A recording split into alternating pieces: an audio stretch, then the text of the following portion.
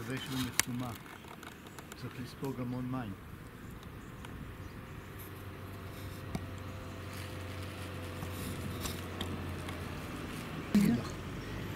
כלנית זו פקעת. בעצם זה שורש מעובה. בסיס השורש, צוואר השורש מעובה. זה לא בצל. וקשה לדעת מה אזור השורש ומה האזור שממנו יצאו עלים. עכשיו ברגע זה יבש לגמרי, זה ככה הוא שורד את הקיץ.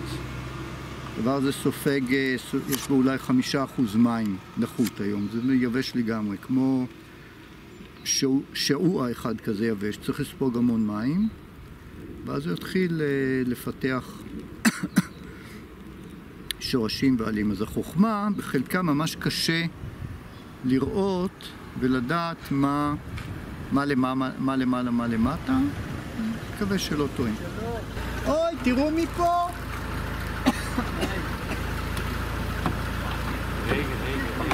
רוצות לעבור לשתול כלניות? זה פרויקט של ט"ו בשבט, בואו, שותים כלניות.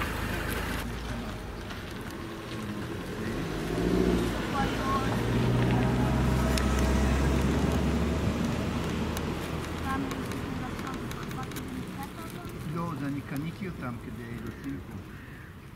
בואו נמשיך. זה נראה ממש כמו אבנים, חלקי אדמה. נכון, בהתחלה נורא קשה למצוא. זה קשה. איך את אומרת? מה את אומרת? איך נשים אותו? זה אחד ענק. בוא נראה מה יצא ממנו. נכון, בדיוק. כל יום ישקו את זה? הגשם. יכול להיות שעוד כמה ימים אני אבוא עם צינור.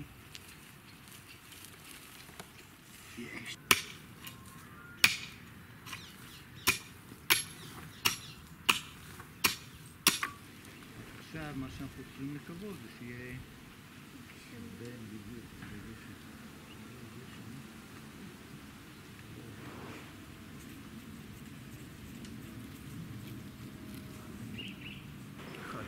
ממש קטן. פה יש אחד ממש גדול. רגע, אז יש לו את העירון. לדעתי שם פה שניים, פה אחד.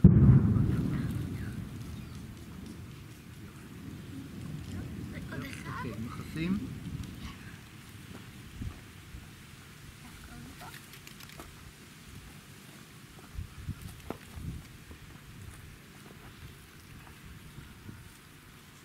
זהו, כסוי. גם קשורה אחרונה. אחר כך נרקוד על זה עוד טיפה. צריכה עוד כמה? יש לו עוד אחד. זהו. רוקדים.